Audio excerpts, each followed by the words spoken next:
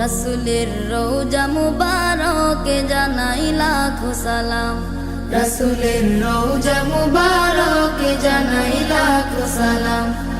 বাংলার প্রান্ত হতে রাসূল তোমায় দিল সপিলাম, বাংলার প্রান্ত হতে রাসূল তোমায় দিল সপিলাম।